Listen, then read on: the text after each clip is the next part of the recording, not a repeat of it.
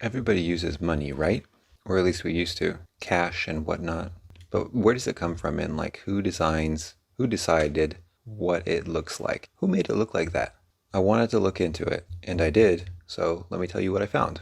So the first thing I searched up was who decides what money looks like? And that brought me to this article. Journey to Circulation. It's got these cool little animations for each step. This little article isn't really talking about the design so much, like it's listed in here, but it's kind of more about the process of getting how bills get into like your hand and my hand in the public. So it's a 4-step process. The first step is design, and then the Federal Reserve Board puts in an order with the U.S. Treasury Department's Bureau of Engraving and Printing. And yes, that is one title. It's freaking long. The Bureau of Engraving and Printing prints it out, and the production step, and then it's issued. Armored trucks and whatnot take it to the banks, and then the banks put it into circulation, and voila, you've got paper money in your hand. New, crisp paper money. But that's not what this is about. I want to know how it's designed. Who's this drawing? Whose hand is this drawing that? So let's see. These guys, the Federal Reserve, work with the long name people. I think this is usually shortened to just the Bureau of Engraving and Printing, or the BEP, and the U.S. Secret Service. Why the heck is the Secret Service involved in this? So I searched it up, but that didn't really get me anywhere. So I had to search, what role does the Secret Service play in federal banknote design? And that brought me here. And it kind of seems like the main goal of the Secret Service's role is like counterfeit prevention, counterfeit deterrence, counterfeit investigations, currency design. And I was like, why is it the Secret Service though? Shouldn't it be like Homeland Security or, I don't know, NSA or something? So I looked up, what do the Secret Service even do? And that brought me here. About Us for the Secret Service. So they ensure the safety and security of the protectees, key locations, and events of national significance. They're the protectors. Oh, and also they protect the integrity of our currency and investigate crimes against U.S. financial system. I don't understand how those two things are linked. How did they land this gig? Anyway, so that brought me over here. So we come back here. Secret Service, we got distracted. So now we're coming here. Who is the Secretary of the Treasury? And I decided, wait a second, I need to focus up a little bit. So what is the official name for paper money? Because everybody seemed to have kind of a different name for it. Is it banknotes? Is it Federal Reserve notes? Is it bills? Is it currency? Blah, blah, blah. What is it? And that got me nowhere. So nobody really had a concrete answer. It was kind of, everybody seemed to be using them all interchangeably. So I was like, whatever. What are the steps of Federal Reserve note design? Which brought me here. Currency redesign. So this isn't really about design exactly. It's more about redesign, which I guess is kind of close enough. The main one that they are redesigning is the $100 bill. I think everybody knows it's this one right here. Screenshot. Pop that right in there. Booyah. Okay, so this is the $100 bill that they're redesigning, or that they redesigned it to. I think everybody's pretty familiar with that one. So that made me think, was it all of the bills that were redesigned or just the 100? Not sure. Let's look into it. That brought me here.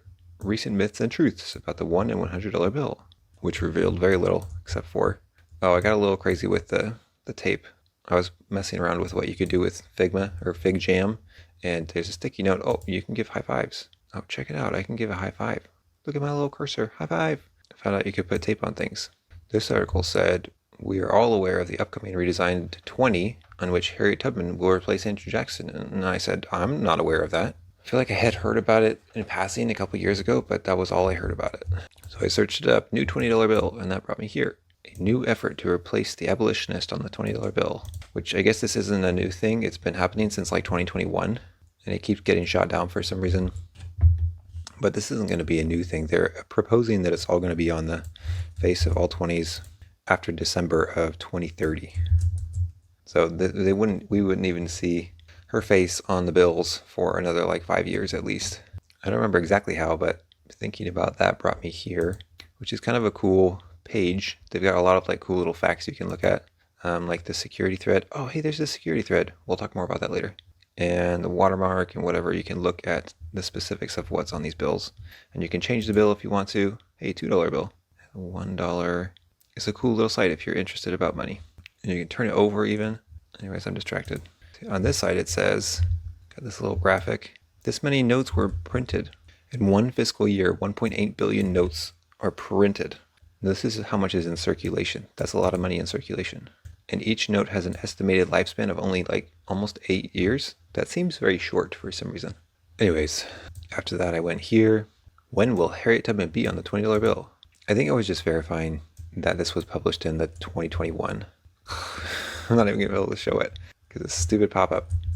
Anyways, that article was published in 2021 about Harriet Tubman being put on the $20 bill. So I was kind of hoping that, like, figuring out who had put Harriet Tubman on the $20 bill, or who was proposing, would get me closer to like how the bills are designed, but it did not. So got to reassess again. And then I was like, oh, what about counterfeiting measures? Maybe if I learn about those, that'll help me know who designs the bills. So I searched it up and it brought me here, which was not, this website was not optimized for readability. So I got to make it smaller. I learned several things in that article. And you can read these notes I made if you want, but right at the end, I realized that it was just an article about product counterfeiting, not currency counterfeiting. Whoops. So I won't go into all of this, although it was kind of funny. They kind of seem like they're bashing a lot of people's methods because many published estimates don't provide their methods. It's hard to get a comprehensive estimate, apparently. Anyways, back up here to, are counterfeiting measures effective? Follow this thread.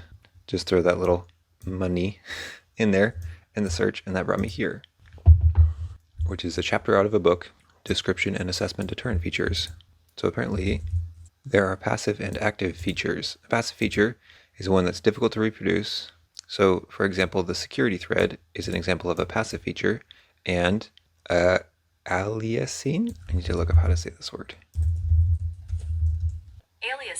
Aliasing. Oh, duh, because it's the word alias. Well, I feel like a chump. Aliasing pattern is an active feature.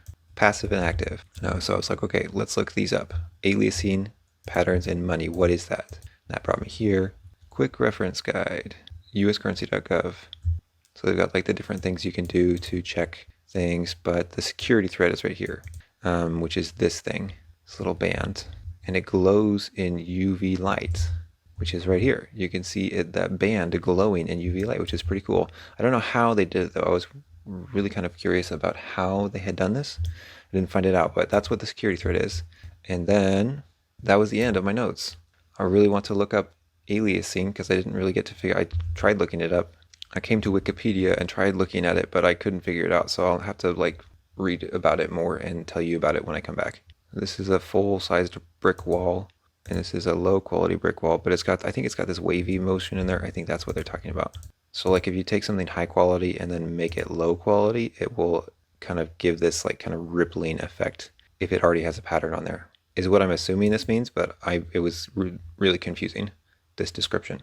Anyways, I'll be back in a bit. So I realized as I was editing the last part of that video that the image on my screen looks fine, but then when I was looking at it in the recorded video, it looks like it's already doing the aliasing thing. So I was trying to figure out if I could make it bigger to show you like I mean, obviously it's just a brick wall, so it should look like a brick wall, but it's got that like wavy pattern going on that you can see in here. So I didn't really find out much about like how it's actually working. Whoever wrote this Wikipedia page was a freaking nerd. I mean, just read this definition sentence. Aliasing is a phenomenon that a reconstructed signal from samples of the original signal contain low-frequency components that are not present in the original one. How is that meant to convey information to anyone who doesn't already know what it is? And then it's like going into the frequencies and the Nyquist frequencies. Anyways, I'm sure this is great information to someone. So the spatial aliasing that we're the most interested in right now is the moire pattern, because that is what is observed usually in the dollar bills or the currency. But it seems like I got it more or less correct when I explained it before, when I was guessing. Okay though, but back to the money. Active versus passive counterfeiting deterrence. So I looked up this, and it got me nowhere. I could not find a picture of like, a picture attached to an article or some kind of explanation. So I went back up this way, all the way up here, back to this chapter from this book. So here's where we talked about the security thread and the aliasing pattern. I was kind of hoping they would talk more about like what an aliasing pattern actually is, or like how it's used in dollar bills, like where it's put on the money, but I couldn't find anywhere that said like, this is where the aliasing effect, this is an example of where it would be on a dollar bill. So I looked up the moire pattern examples on dollar bills. And it took me freaking forever. I was like looking all over the place and I couldn't find anything. So I just tabbed over to the images tab and that helped. I was hoping for an explanation, but I didn't get one. And it brought up this image. So you can see like around Jefferson's head, there's that sort of wavy effect. And then also in the border, there's that sort of spiderwebby effect. The sky in the background of the building, there's also that effect. So I felt like probably enough counterfeiting rabbit hole time. Let's go back. So I decided to just look at this dollar bill for a second. Let me just look at it. So you got kind of a lot of stuff going on. Before it says Federal Reserve note, you got like a little stamp here. There's what I'm assuming is a serial number here. It's repeated twice. I don't know what this L12 is. This note is for legal tender. There's a signature here. It says $10. Hamilton's name. Series 1999, it looks like, maybe. It's a 10, kind of woven into the stamp there. Each of these numbers is different. These two are the same, these two are different. And then on the back here, we've got all of these numbers are the same except for this one. That one's different. And the United States is kind of wavy. It says "In God We Trust." I'm assuming this is the U.S. Treasury building. It looks like there's a little watermark here, or maybe that's just bleed through. I think that's just bleed through from the front. This got me thinking, like, what if I just look at like the different bills throughout like history, like each iteration, and see if that gets me anywhere about like, oh, we decided to put this on, and like maybe that can help me figure out like who was the one making the decision. So I searched up U.S. Federal Reserve notes throughout history. That didn't really get me anywhere, so I had to be a little more specific. So I searched up each iteration of the U.S. $10 bill, and that brought me to Wikipedia again, United States $10 bill. And honestly, there's a lot of interesting things in this article. You can see here like the different iterations. This was in 1863, this was in 1880, 1880 again, I guess.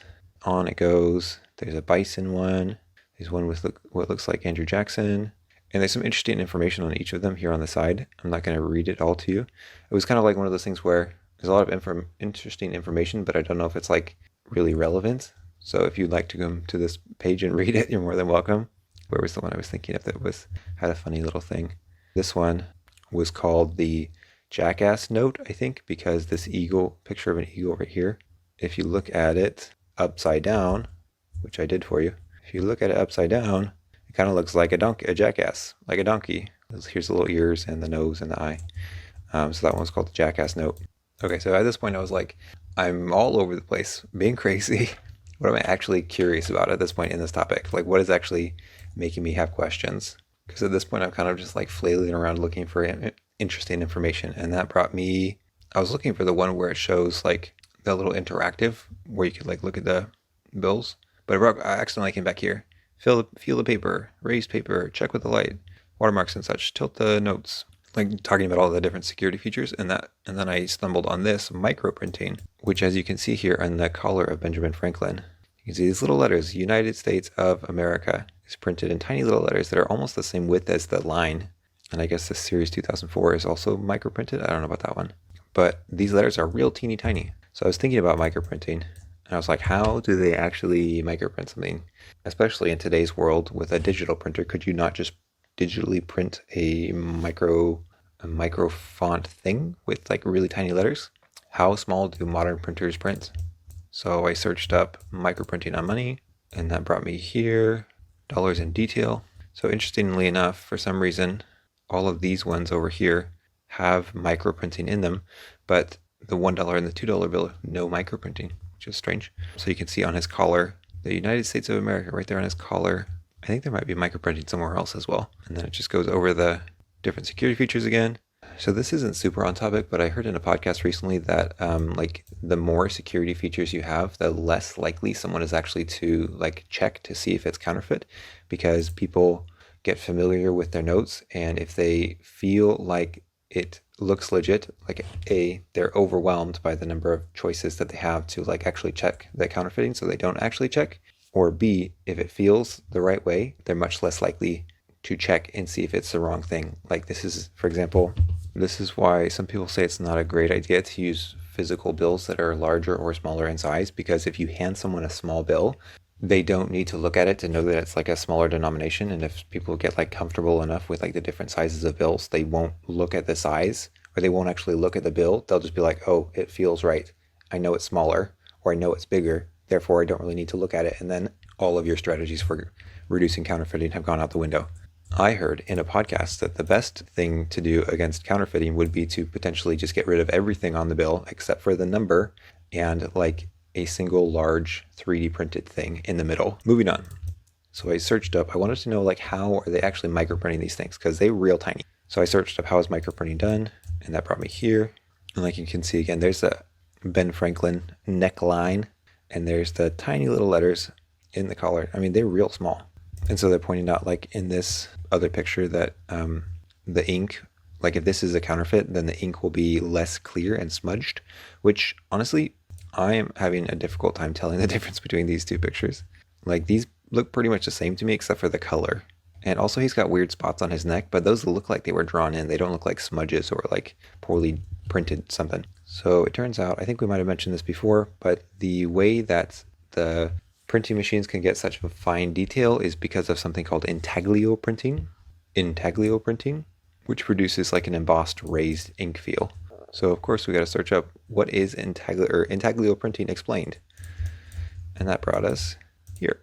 So this tells us that in intaglio printing, the lines are cut into the metal. When they give the example of a copper plate, or they use a corrosive action acid, and they kind of give like a stencil, put like a stencil over the metal and then pour the acid on and then wipe off the excess and then let the metal let the acid just eat into the metal, which doesn't really answer my question of like, how are they doing it so with such fine detail? Like these lines are really tiny. Are you telling me that someone is using a needle to hand etch these in?